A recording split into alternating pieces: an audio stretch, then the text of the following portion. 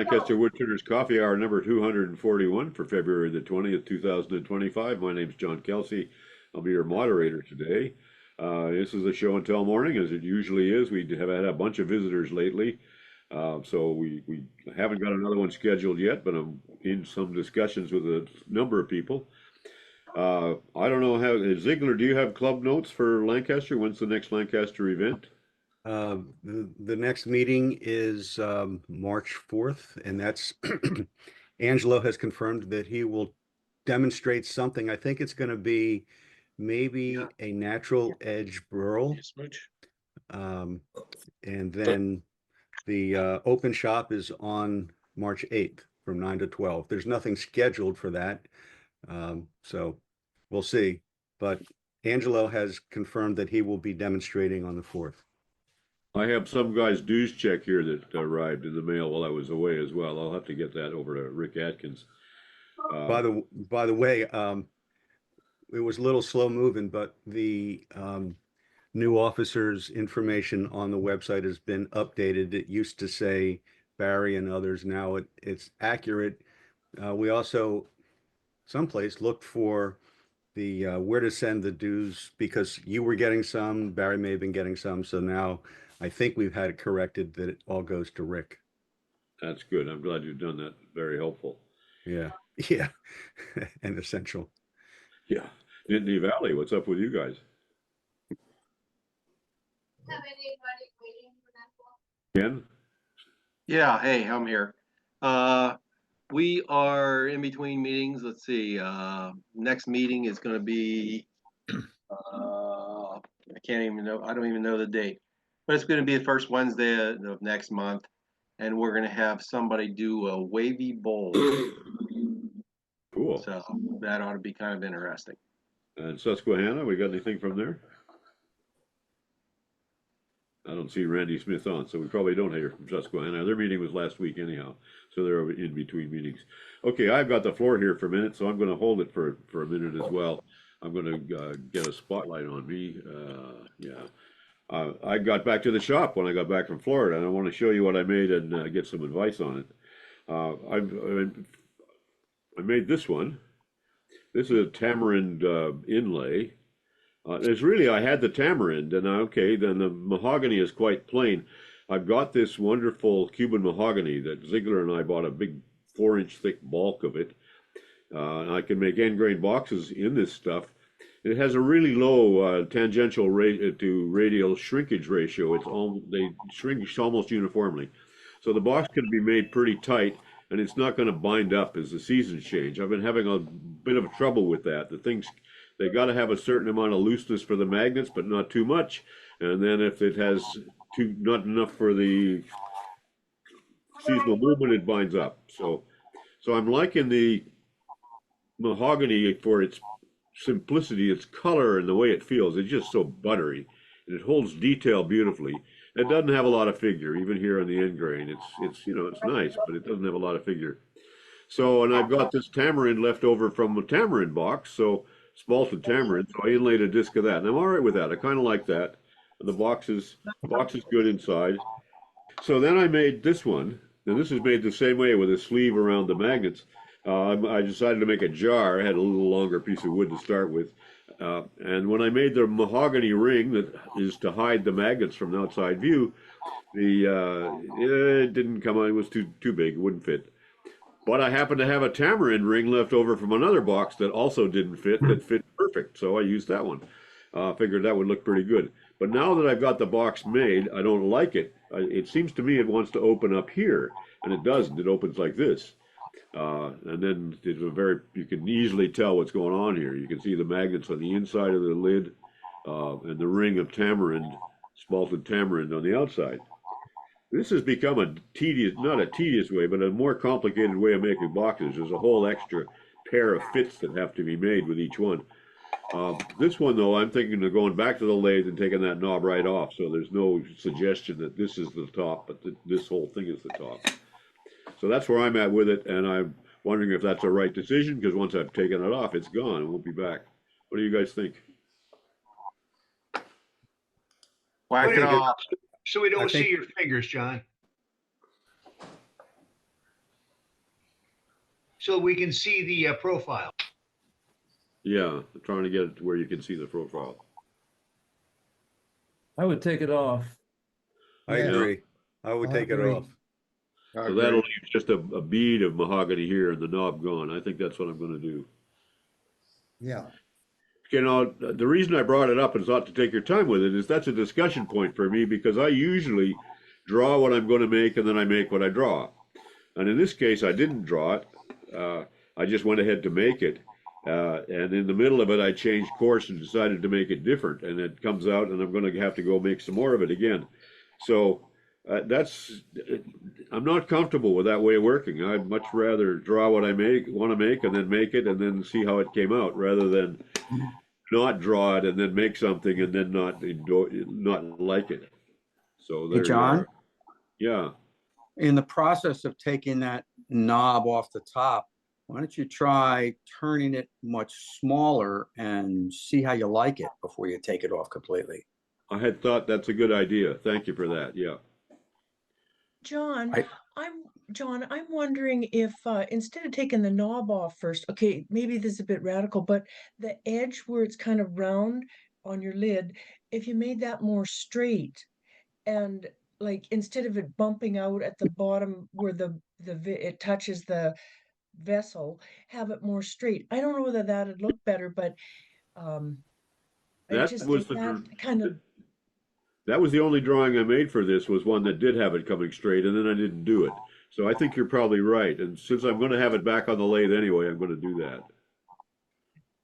Got another good idea. Thank you for that. I have an idea. Why don't you put 2 eyes and an orange nose on it and make it a snowman? Yeah. Well, we don't have orange snow around here. Maybe you do up there where you live, but most places don't have orange snow.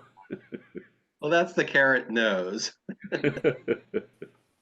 I do like this mahogany. It's beautiful stuff to work, and it just holds detail so beautifully.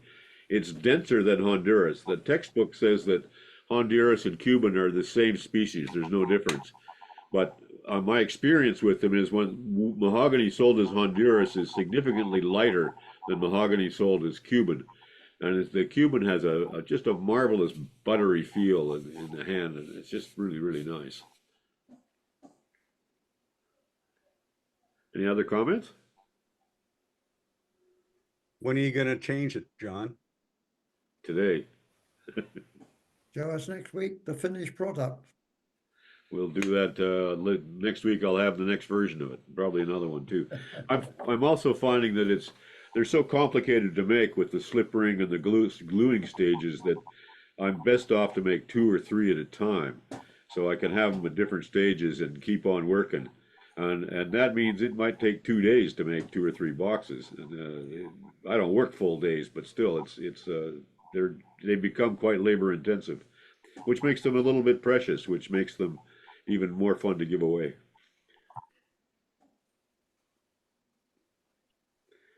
Okay, thank you very much for your comments. Appreciate that. Don, you're there. You got your hand up. Go for it.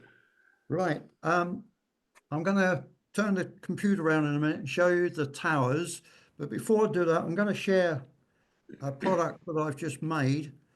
And I would like to know if people would like to see the product before I show how I made it, or wait until I show you the photos. So what I'm going to do is that. These are the towers that everybody's talking about.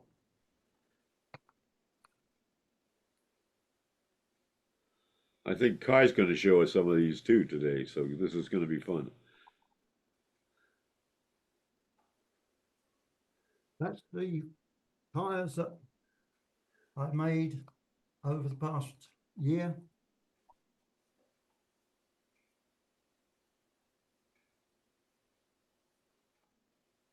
And that's, you got the drawing, John, did you? I did. I did not send it out this morning. I forgot to do that. I will send it out next time. And that's the drawing that those have been made from. I thought I'd just show you those. Right, I'll go into share screen. Now, what was the comments? Does anybody want to see what the product is before I turn it? Or What do you want? what do you sell that for? What kind of price do you have on that? £15 on the gyros. That's pretty cheap. Right. You are sharing the screen. Yep, we see it. Right, you see it. So I'll just go on and I'll show you the product at the end. I'm just showing this for the techniques. This is a piece of timber, which is 3 1/4 by 6.5 inches long. And I'm roughing it down just to a cylinder. Hello, it's not working. Bear with me. Try your arrow keys. Oh, there we are. There it is. There it is. Once I've got it round, I'm now putting a spigot onto the end to be able to chuck this piece so that I'm able to turn the rest of the product.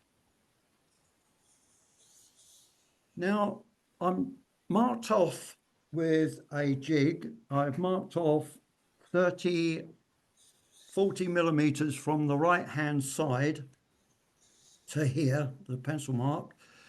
And I'm just going to take that down to 75 mil. And then when I've got this piece down to 75 mil, Which is about 3 inches. which is about 3 inches, it is smaller, as you can see, than the main body of the piece of wood. I'm facing off the base of this particular piece, throwing it up and taking it down. And you sound difficult. I've got my hand in the way, but you can see some rings coming on the base, which are those rings there. Now, this is the base of the piece. So I put the rings in, I'm sanding it, and I will polish it before So going on to the next piece. You sand and finish each surface as you go, don't you? As you complete it, you'll sand and finish it right there. On that particular end, yes, I do. I generally do that too. I prefer to work that way. Yeah.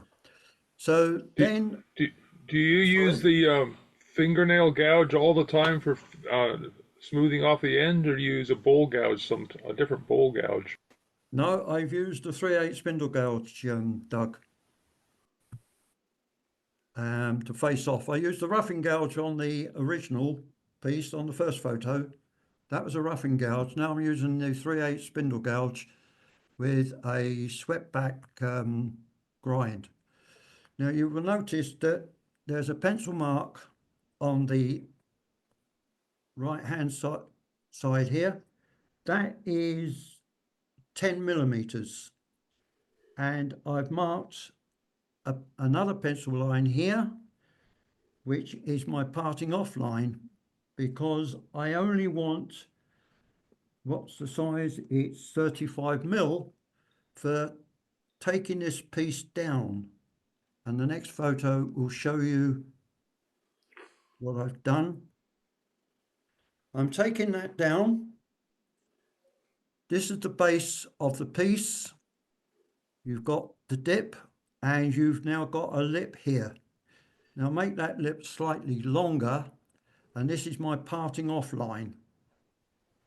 Once I have this to shape, again, I sand it down and polish. Which And side of that I- line are you going to part, Don? Sorry, John. Which side of that line are you going to part? On the right-hand side. All right. Okay. And I take it down when I part it off to roughly where that my arrow shows you now. I sand and I polish this piece and I part it off. Now, once I've parted it off, I face up the main body again and I make a female jam chuck. And the female jam chuck enables me to do the next process on that base, which I've just parted off. There's that piece now fitted into that jam chuck. And as you can see, you've got that little lip here above the main body. I take that off and then I dish the top. This is now going to be dished to make my base for the project. There we are, showing you. Unfortunately, I have to wear a glove. I've got to put the towel. Battery. I have to wear a glove because I have Raynaud's disease, and on the rest, it will freeze my fingers and they go absolutely white. I don't wear it all the time though. Now, once I've done that base and I've dished it and sanded and polished it, I take off that female jam chuck, and I face up the front of the piece and I mark up a circle on there, in this particular case, of 50 mil. I then drill that 50 mil and take it down until I can fit in. And unfortunately, I forgot to take a photograph, so I've taken a photograph of the demo I did at the club. And this is the demo, and you can see I've now fitted a clock face into that recess. Whilst I'm on this picture, I also mark 5 mil away from that face, a pencil line around that face. I bring the towel stock up and I very gently marked pencil marks there using my idiot stick jig. I'll mark it so that you can see it better. This is the main body, but this is also part of the body up to that line. So I bring the towel stock up just to give me extra stability, to be sure that I don't have any problems. And I start to face off the bowl, and you can see it's slightly like a sphere, but not quite. And as I go through the photograph, you'll notice the pencil line on the face here, which is the distance between the clock. Don't know what happened there. What are we making here, Don? I'm confused. I thought we were making the spinner top thing. No, Making something else. Something's gone wrong, and I've gone up 200.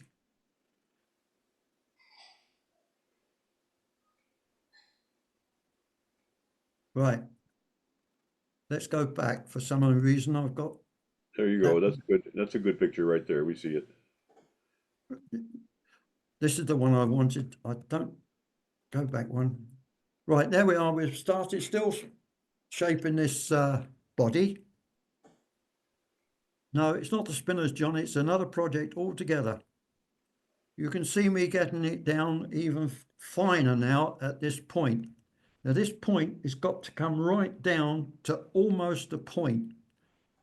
So again, what I do is I take it down a little bit more. I sand and I polish the body. I part it off, but then I make a male, still using the same piece of wood that I used right at the beginning. I now make a male jam chuck, and I fit the body onto that male jam chuck, and I remove the point. And that is what the product is at the end.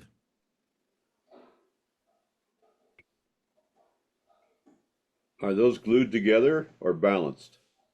No, is there anything on the share before I come out the share?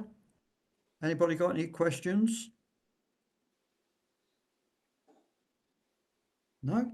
Right, I'll come out of share and I will now show you the product. There's the base. Okay. And there's the clock. Okay, now fit them together and show us what the ways they can go. Hold it up a little bit, a little closer to your face. There you go. Now move the clock around a bit while holding the base still. All right, I see what I see what you're doing. That's a good project. Does the clock part bottom out in the base part? It looked to me like it almost bottomed out in there. It's what I've did. The clock is 5 mil, and I went 10 mil deep. So that you've got a 5 mil gap between the base of the clock and the base of the body. I meant the body of the round form itself on the cup in the base. Well, here, Yeah. it's dished out.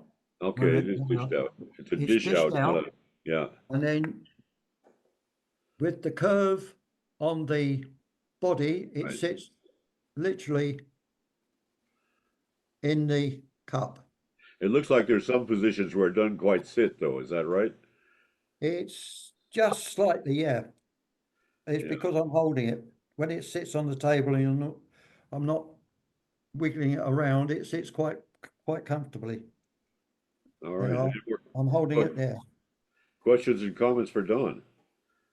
What are you using as a polish, understanding that we would say finish and you say polish?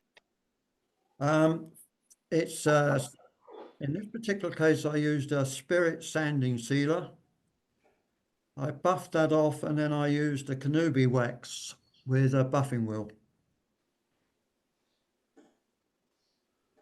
What Yeah, do you that's- use, Ernie, for finishing as you go? The finishing as I go is up to the buffing point. And then when it's finished, I then buff it. But up to the point of finishing as I go, I just put the sander sealer on and buff that off. And then I'd use the buffing wheel with the Köthe afterwards. What's your routine for those situations, Ernie?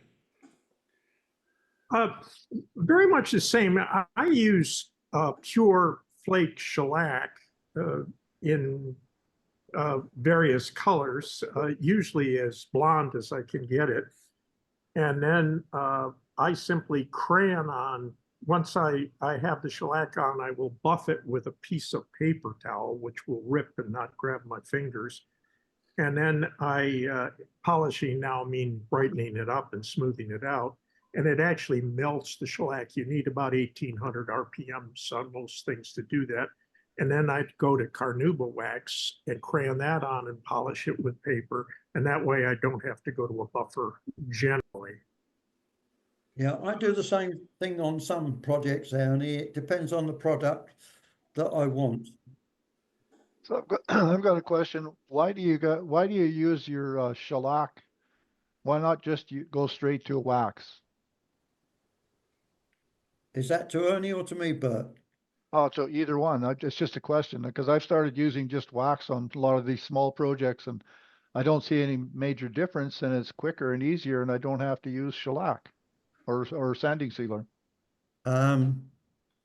Maybe because I've always done it that way. I've never tried another way. I've been doing Bert, are you using beeswax or carnauba wax? Oh, actually, I'm using I can't remember the name of it, but it's basically like a Johnson Space Wax. The ones I'm using right now is an antique. It's a microcrystalline wax, commercially available. It's nothing special. It's got carnauba and whatever they put in it. It's just a can of wax, basically. Yeah. I think one good reason for shellac between the wood and the wax is shellac sticks to anything and anything sticks to shellac. So the bond for your wax is better, and I think it retains it better and it stays shinier for. Yeah. Okay, Yeah. I was just wondering, like the wood sucks up the wax. When I put the wax on, and I burnish it in on the lathe, really, get it really good and warm, and it seems like the wood sucks it up, and then about an hour later, it's got a haze on it because the wax is whatever the carriers are flash off, and it leaves like a wax haze, just like on a car. And then you take that and rub it with a piece of paper towel, and it's just like a car. It just polishes up, and it's so simple. I was just curious. I just started doing that here probably in the last couple of months, and I'm just wondering if anybody else has just used straight wax on wood. I see another I see another video coming, Bert. Yeah, I think it's worth. I think it would be a good one, Mike. I don't know whether you'll make one before I make one. Yeah, comparison of the different wax finish processes. Yeah. Yeah, especially for small things, because a lot of times it's small, quick, and easy. And once the wax is hard and polished, I mean, I found it's lasted really good. But I don't know. I guess that's why I'm asking the question. The only time I ever used wax on wood direct was on a piece of oak when I used Renaissance wax. Wax never seems to me to persist, and if you get any water on it, it spots. So I don't like it that way. So I've been using Osmo and I like the result better. It feels the same way. And once you buff one coat on hard and then wipe on as many as you want to whatever shine you want. That's what I've been doing. Yeah, I use Osmo as well, and I love it. And I've put it on exactly the same, but Osmo takes about 10 hours for that first coat to cure. But I mean, it's fine. But on some of these really small projects, when you're doing a lot of them, it takes 24 hours for it to dry. And the instant gratification. Well, if I buff that first coat on the lathe, wipe it on, let it sit a couple of minutes, go at it with a paper towel at a high speed, and I just carry on with the project. I know the Osmo hasn't fully set, but it doesn't matter. I'm just carrying and going on to the next to turn and finish the next surface in the sequence. Well, I will say that this time was the very first time I've ever used a spirit sander sealer. I've always used cellulose, but this one was a small quarter-litre pot that was given to me to try. So I tried it on this particular project, and it's spirit sander sealer. When you say spirit, do you mean like an alcohol Yes. base, or okay? Alcohol Spirit base. to you would be alcohol, not mineral spirits, which is more an oil-based thing. Yeah. Okay. Yeah. All right. Have we beaten this one up? Any more on it? All right. Thanks a lot, Don. Great project. I'm going to go over to Dianne. I'm saving you for last, Kai. What do you have? I just wanted to show off a couple of apples that I should show my first one. This is my first apple. I think they're both poplar, and they're a little square, so I'm working on the squareness. And then I watched Mike Peace's videos. They were really helpful. I used the piece of clove in for the bottom of the apple, and I also used the lathe to make the stem and cut it at an angle and then drilled at an angle to put the stem into the apple. I'm working on my shaping. They look like delicious apples, and I had a Macintosh as my demo apple, so it should have been a little bit rounder. But overall, I'm quite happy with my apples. Are you thinking of dyeing them red or pink? I don't know. That's I'm still going to get the shape first, and then I might dye them. But Comments for Dianne. Dianne, I'm so frugal. It pained me to pay $8 for a bottle of cloves that I knew I was only going to use a half a dozen cloves for a few apples and then move on. you have to make Dianne, more, Mike. may I make a suggestion to give you some idea of getting your profiler for an apple? Okay, sure, Is to certainly. get a real apple and cut it dead in half. That will give you more of a direction of how that apple actually configurates around the base. It's something I've taught a lot of my students here, because they always come up a little bit square. But if you cut an apple in half and look at it, you'll see the profile of that apple much easier than looking at a whole apple. And the same with the Okay, okay, I'll try that because I had drawn it, but that's different than cutting it in half. So I'll give that a go. Thanks very much, Don. That's If a you good cut it in turning half, exercise. once you cut it in anyway. half, take the apple. Once you cut it in half, and they put it on a piece of brown paper bag, and push it down. And then when you take it off, you'll have the imprint on the bag. You can just put a magnet and hang that by your lathe. Then the apple can rot. Doesn't. And then don't forget to eat the apple. I love the clove idea. That's really great. This is a real small top. It's a delicious apple because what I did with it then, and once I had it on the lathe, you just used a carving tool, a small gouge, and I gouged out so you can see the difference in the side, so it looks a little more like a delicious apple. But the clove idea is a great idea. Thank you. Yeah. Is that a box, Dave? No, this is just a top for spinning. Yeah. How's it spin? Can we see it? Oh, it spins really well. I don't know what to put it on. Oh, okay. Let's see if this will work. I don't know. We can't. Yeah, we're not seeing it. Guess not. But this spins real well. All right, take your word for it. Anybody Thanks else? about the clove idea. Any more apples coming up? All right. But while you're here, Diane, I was tasked to make a variety of fruits, oranges, tangerines. Let's see, a lot of different fruits. And what I did is exactly what someone suggested.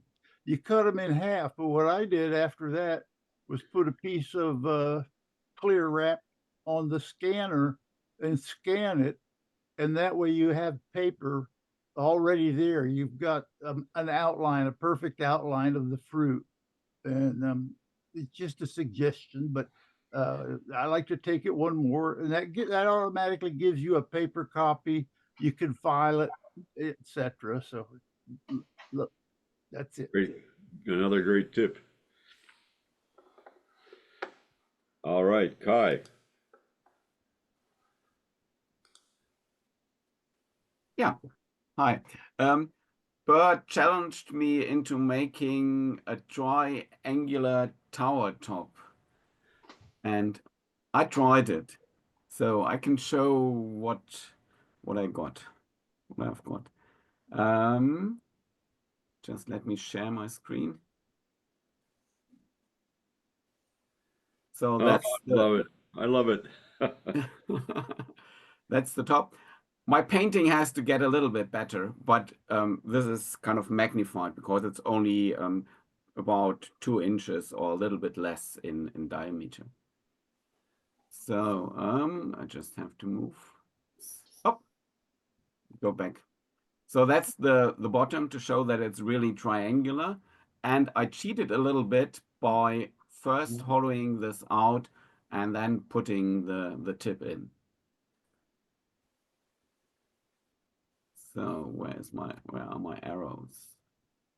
Way over to the edge. There you go. No, over further to the right. One. Like this. Okay. So that spinning tenon is mortised in? Yes, it is. A separate piece? It is. And the top as well.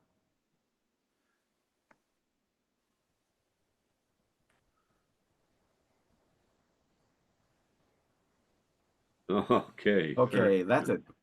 There's an interesting visual or optical effect as well. When you watch the arms while the top is spinning, they seem to move into another direction at a certain point.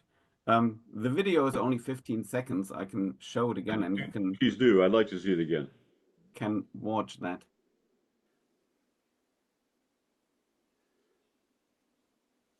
Love it. So now it seems to change direction. I don't know why. I think that's a video artifact, actually. It is. It is. It doesn't change direction. It's just the camera doing that. Yeah. Okay. So, Very Bert, good. is that Kai, what what you kind had in of mind? tool?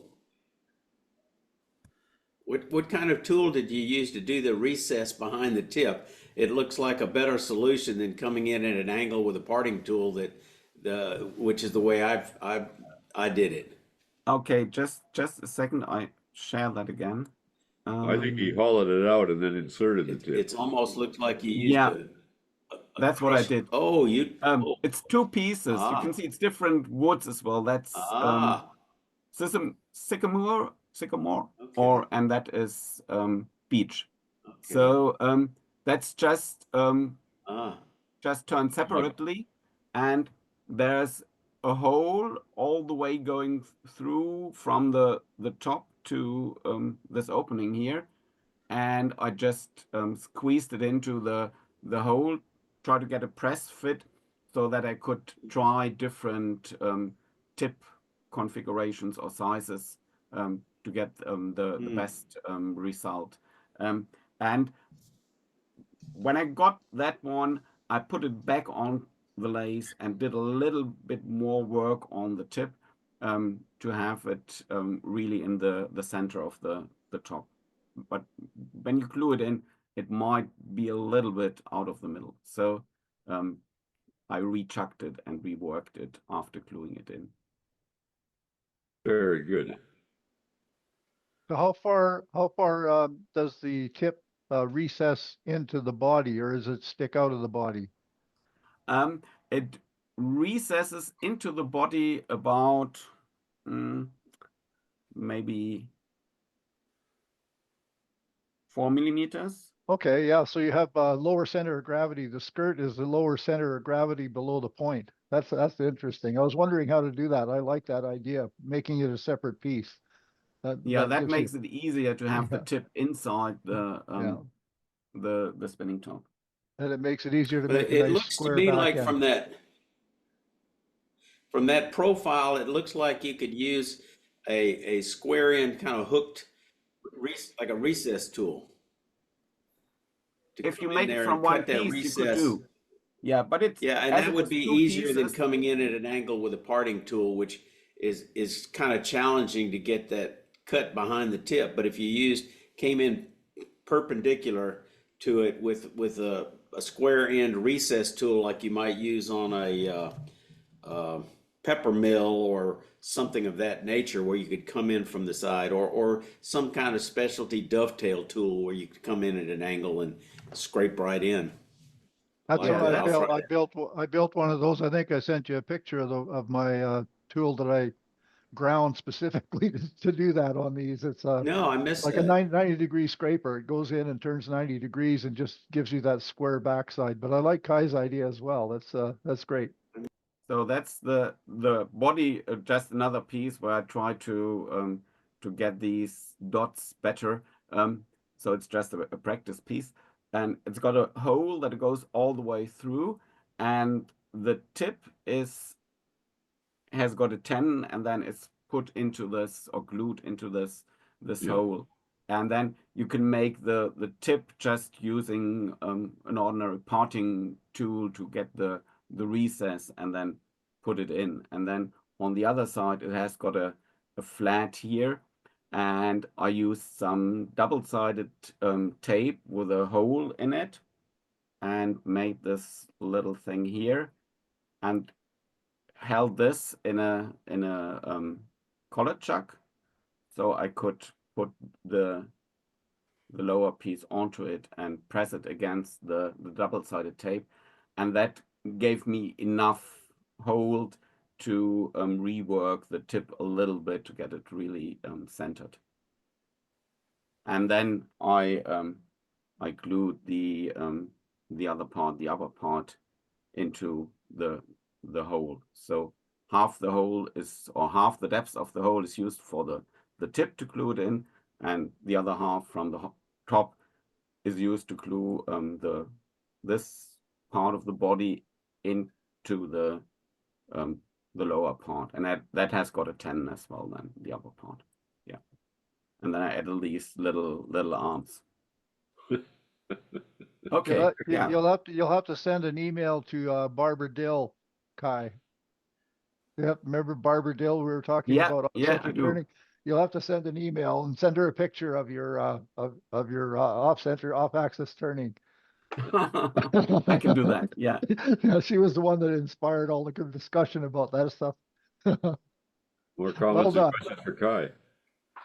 Nice, Hey, nice Kai, job. when I was in Dresden, I found this little man who has very similar colorings and shapes to what you're doing. So is that like a German art approach?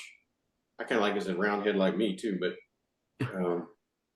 He's very it's- funny, that one. That's a good one. Yeah. Maybe it's from a part of Germany where they make a lot of wooden toys.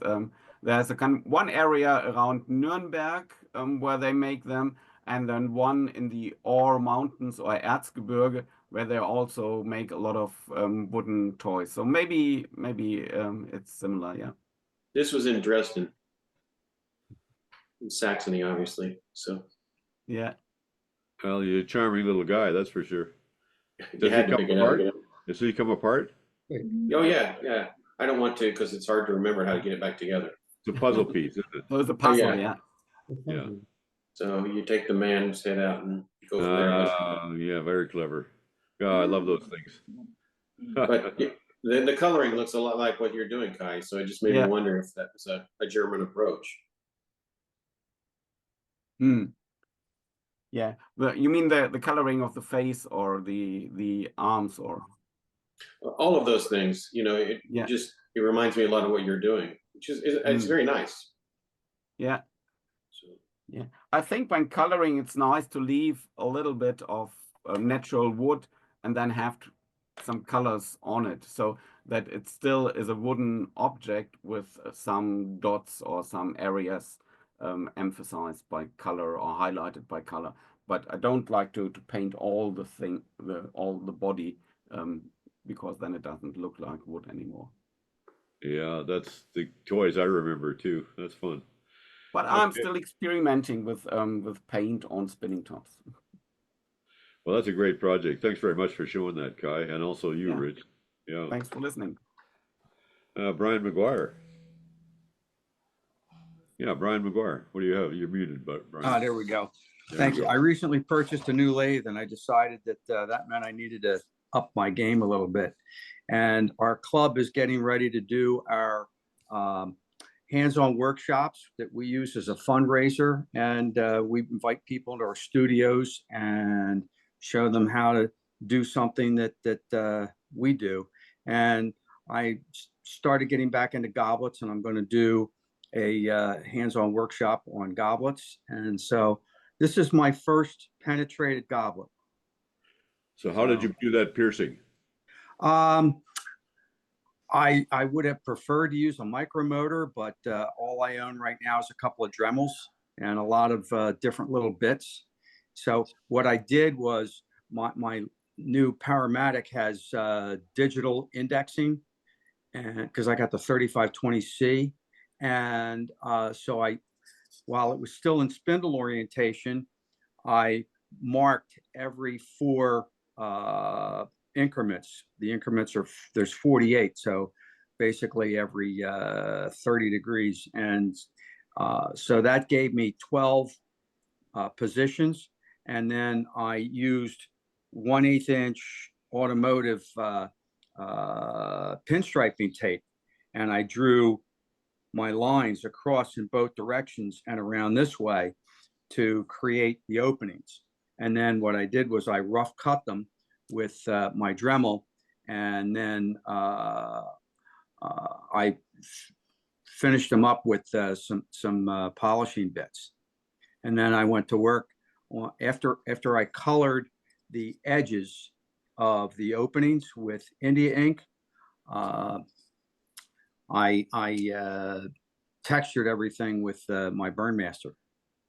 So that's a goblet you couldn't actually drink anything out of it unless it was popcorn. That was the first thing my wife said to me was, "That's a little hard to drink out of." I said, "Not if you drink fast." Did you break any of those pieces when you were making them? I did not. I was very worried about that. And the way I made this piece was in some respects following what some other folks have talked about doing today, is when I made this piece, I completed this entire section before I even did anything over here, because to me, if I had a major failure of this end, there wasn't any point in finishing the rest of the piece. So if I'd made a funnel out of it. So comments and questions for Brian? Is it all one piece, or did you make the bottom separate? No, this is all one piece. This was all turned as one piece. Did you use a small Dremel, the normal little Dremel you dry, or did you use the big one? I have both, and depending on how rough I was cutting or finishing, I was using one or the other. I have multiple collet sizes for both. Actually, the thing I used for doing the final polishing along the edges was a little handheld rechargeable battery Dremel that my wife gave me probably 30 years ago, that still works. So it's a little tiny pistol grip item, and that gives me a lot of control. And it's very lightweight. I'm sorry? It's also great for cutting padlocks off buildings in remote areas. Battery powered Dremel. Yeah. Well, that's my contribution. Thank you. Thank you very much, Brian.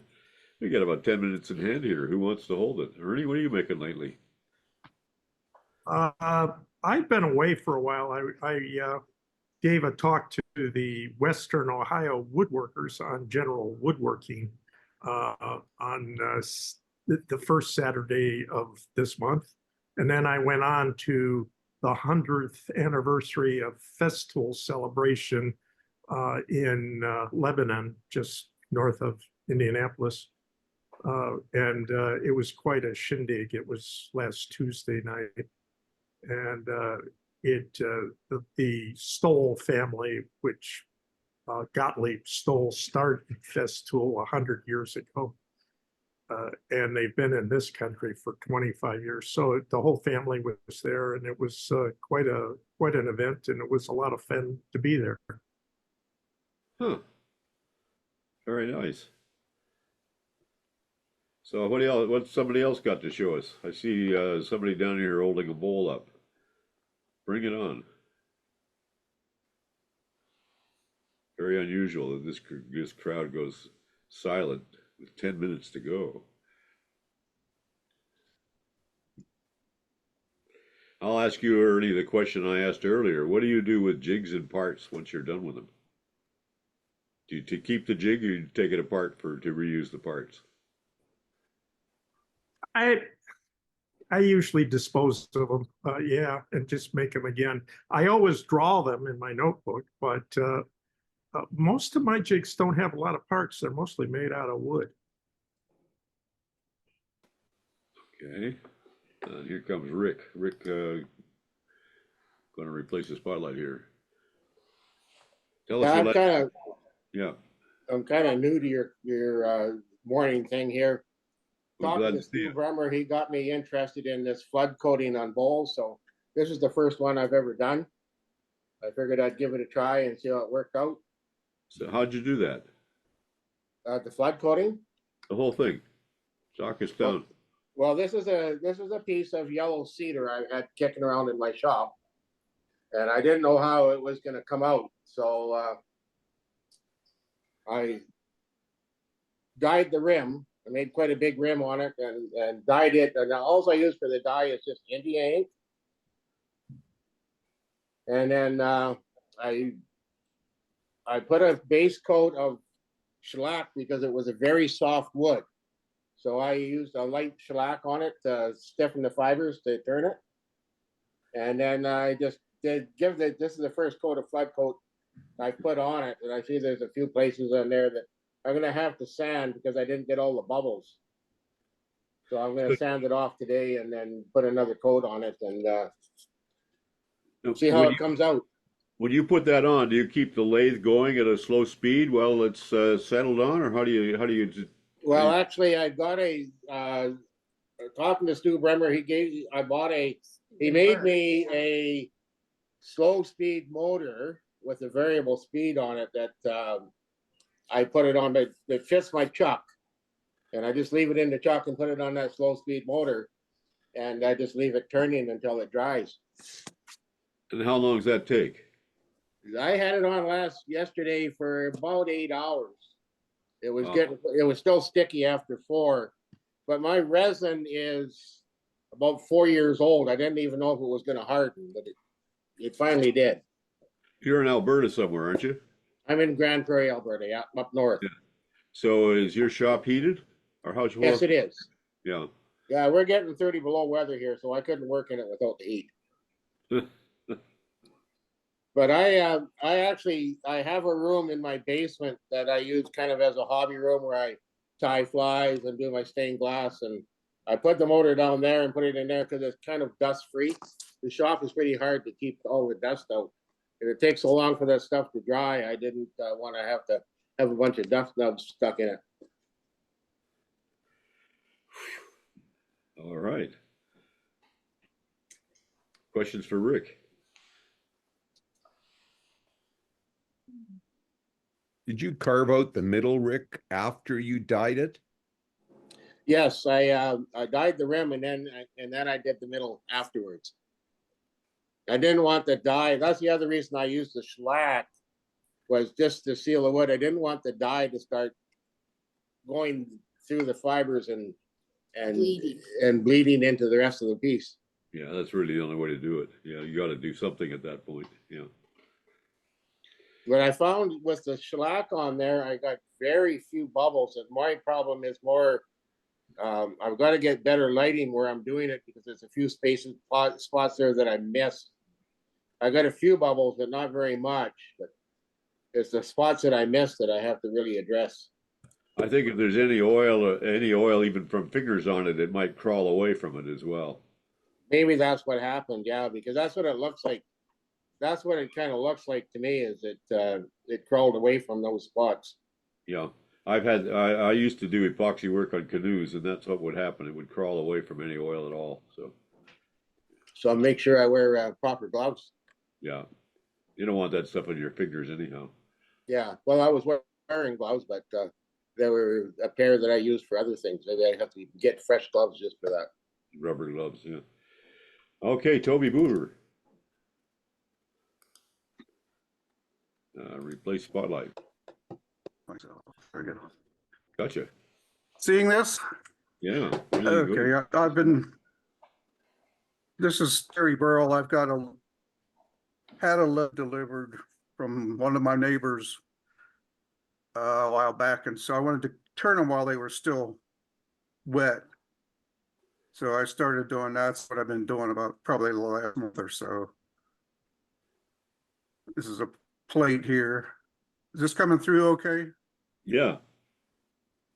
Okay. Are you still working on that, or is that finished? No, this is just rough turning here. Nice. Yeah. Luigi. Yeah, no, I'll wrap these up in newspaper. Well, I already did, and they're stored in the basement now. So in 6 months or so, 8 months, I'll return them again and hopefully sell them around Christmas time. How much stuff ahead do you have like that? A couple of years worth.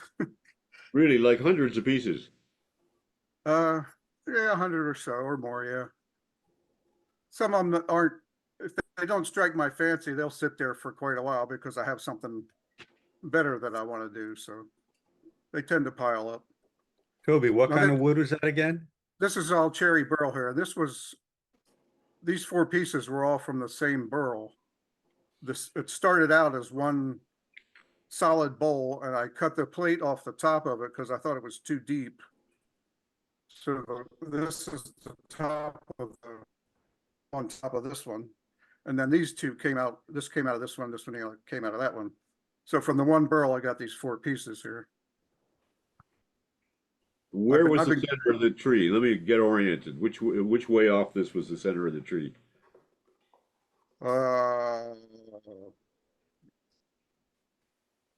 this was the center of the tree, and this would be the outside of the burl. Okay. So, yeah, there is no pith, of course, because it was just the burl. The pith was way off center, not even in the solid piece here. Hey, Toby, So, what hollowing system did you use? I forget.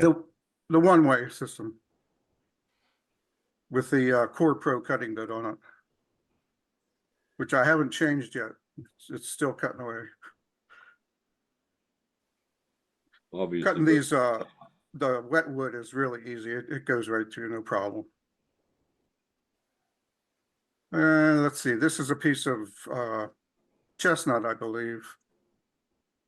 There's a little bit of figures. It was just a small piece. I think this is about 4 or 5 inches across. It was something I wanted to do quickly.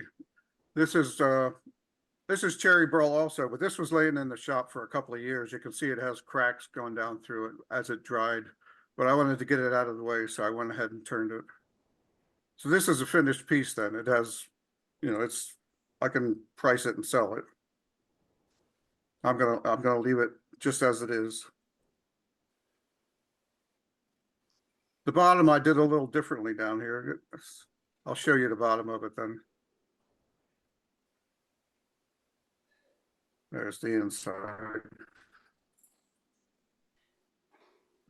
And it has kind of a 2-step foot on it.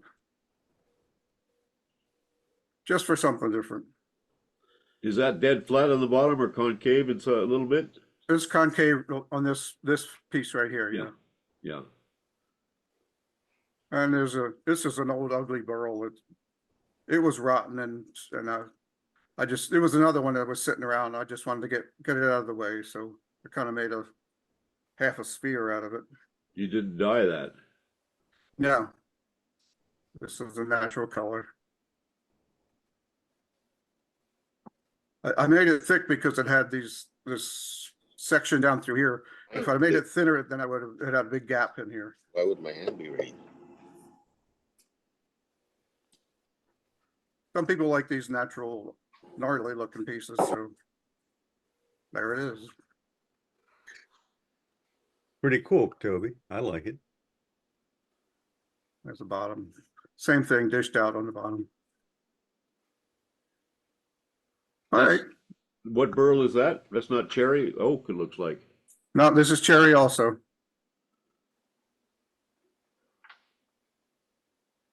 There's a lot of cherry burls in my area here, so it's easy for me to get them.